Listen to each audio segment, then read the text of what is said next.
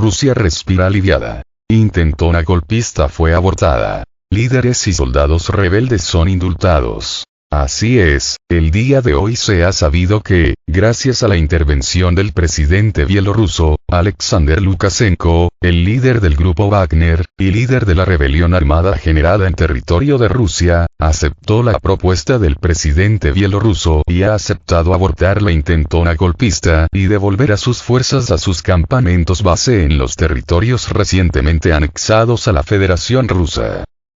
De este modo el pueblo ruso, y todo el mundo libre, respira aliviado después de verse en peligro el liderazgo ruso y su papel de líder indiscutible del nuevo mundo multipolar.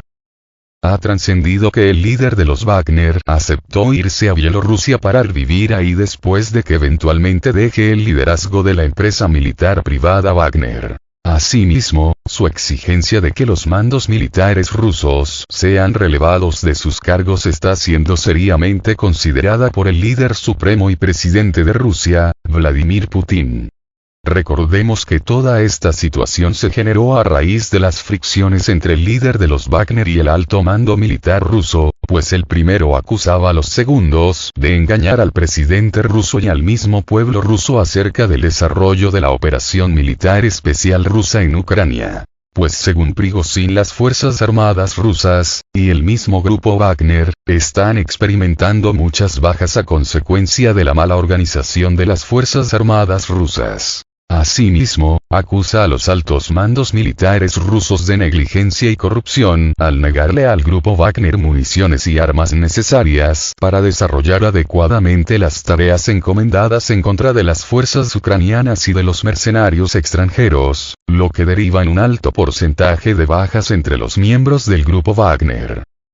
Por otro lado, Prigozhin también ha acusado al ejército ruso de atacar los campamentos del grupo Wagner, dejando más de 2.000 muertos entre los soldados de la empresa militar privada rusa. Y esto, el ataque contra los mercenarios del grupo Wagner, fue supuestamente la gota que derramó el vaso, y es por ello que Prigozhin decidió iniciar su rebelión armada para lograr la expulsión de los altos mandos militares rusos de sus puestos de poder.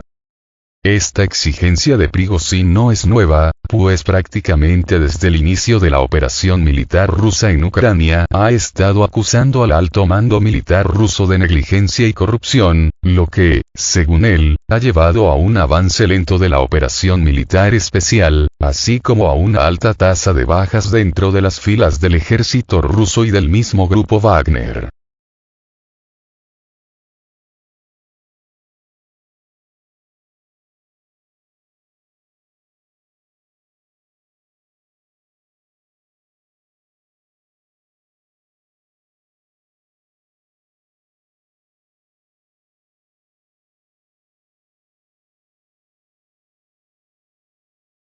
También asegura que las fuerzas armadas rusas se están viendo superadas por las fuerzas ucranianas y por los mercenarios extranjeros en la reciente contraofensiva lanzada por Kiev y sus amos occidentales, perdiendo algunas localidades importantes, cosa que supuestamente no está siendo informada al presidente ruso, ni al pueblo ruso, por parte de la cúpula militar rusa.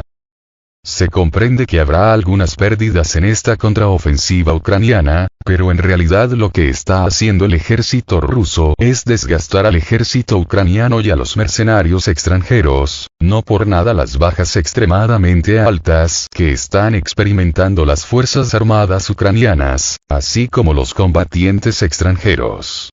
Pero una vez terminen por fatigarse los ucranianos, entonces sí, viene la contraofensiva rusa, y entonces todos los territorios perdidos momentáneamente serán recuperados, y no solo serán recuperados, sino que la frontera ruso-ucraniana se adentrará a otros 300 kilómetros dentro del territorio ucraniano, hasta la ciudad de Lviv.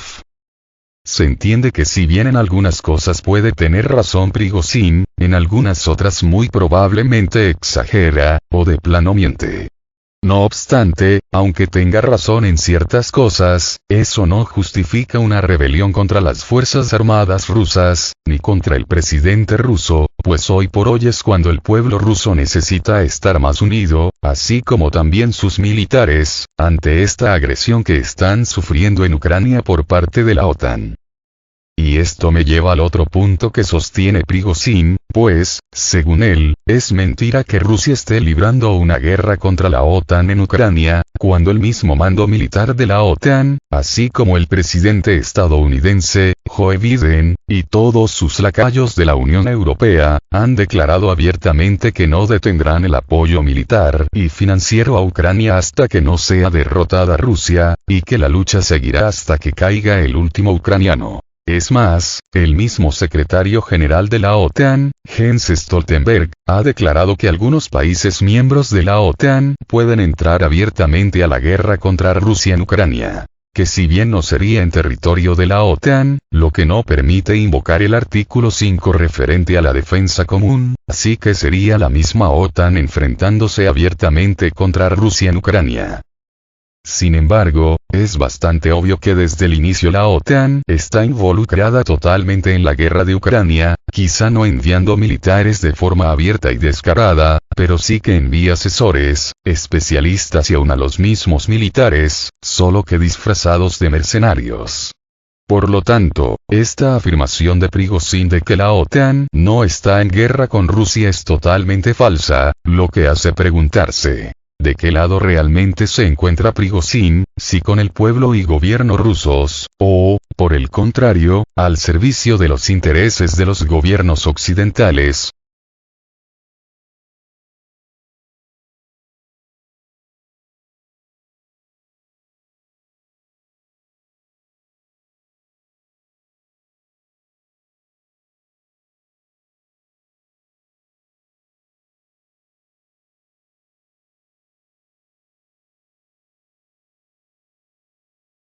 Personalmente creo que Prigozhin realmente combate a favor de los intereses de Rusia, solo que su ambición de poder lo llevó a declararse en rebeldía y a buscar el derrocamiento de los altos mandos militares rusos y, eventualmente, del mismo presidente ruso. Aunque cabe aclarar que jamás se pronunció en contra de Vladimir Putin ni del gobierno ruso, pero sí en contra del mando militar ruso, pero se comprende que una cosa llevaría a la otra. No olvidemos que Prigozhin hasta hace poco era muy amigo de Vladimir Putin, así como también amigo del presidente bielorruso, Alexander Lukashenko. Presidente bielorruso que finalmente fue el que logró abortar esta intentona golpista gracias a las negociaciones que desarrolló con Prigozhin. Ayer comentaba que la rebelión organizada por Prigozhin no encontraría apoyo en Rusia, ni entre sus militares, ni entre sus ciudadanos, cosa que quedó bastante evidente desde el inicio de los hechos. Situación que probablemente llevó a la capitulación de Prigozhin, viendo que su rebelión no tendría éxito al no encontrar apoyo de nadie. No obstante, sí que logró uno de sus objetivos, y ese era el lograr obtener toda la atención de Vladimir Putin, y, eventualmente, la expulsión de la cúpula militar rusa a favor de otras personas más capacitadas, según él. Esta solución al conflicto es la mejor que se pudo haber logrado. Porque por un lado no hay derramamiento de sangre inocente y, por el otro lado, habrá una depuración del alto mando militar ruso a favor de personas más adecuadas para desempeñar esa función, lo que puede llevar a una victoria más rápida en Ucrania. Prigozhin, y todos los miembros del grupo Wagner, han sido indultados por organizar esta rebelión en contra de las instituciones constitucionalmente establecidas de Rusia. Y creo esa ha sido la mejor solución porque así se evitan resentimientos y otra posible rebelión a futuro, además de que tampoco se pueden ignorar los logros y triunfos del mismo grupo Wagner para Rusia en Ucrania, lo que tiene un gran mérito, situación que ha sido reconocida por el mismo presidente ruso.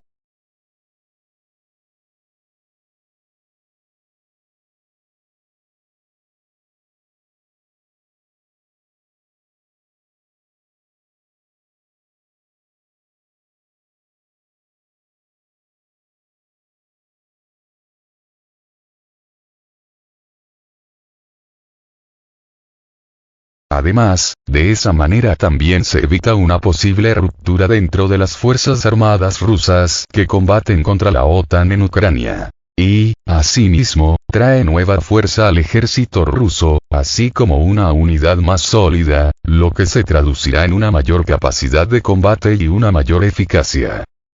Por otro lado, de esta forma también se le calla la boca a los medios y líderes occidentales, pues estos estaban felices por lo que estaba pasando en Rusia, a tal grado que celebraban como focas de circo lo que estaba haciendo el grupo Wagner, a tal grado que se estaban comenzando a levantar todas las sanciones occidentales contra la empresa militar rusa. Y ahora en vez de calificarlos de organización terrorista, se les comenzaba a llamar combatientes por la libertad, alabando su supuesto presente logro, dejando, según ellos, en evidencia y en ridículo al ejército ruso.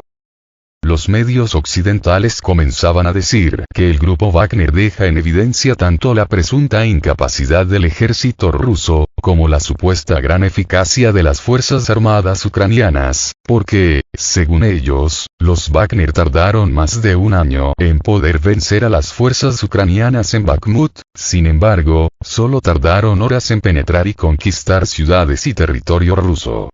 No obstante, la realidad es totalmente diferente, pues si bien tardaron un año en conquistar Bakhmut, no lo hicieron solos, y jamás lo hicieron solos, pues siempre tuvieron el apoyo de la Fuerza Aérea Rusa, así como del mismo ejército ruso. De tal modo que la conquista de Bakhmut, y de todas las otras ciudades y regiones ex-ucranianas, se realizó en trabajo conjunto con el resto de las Fuerzas Armadas rusas.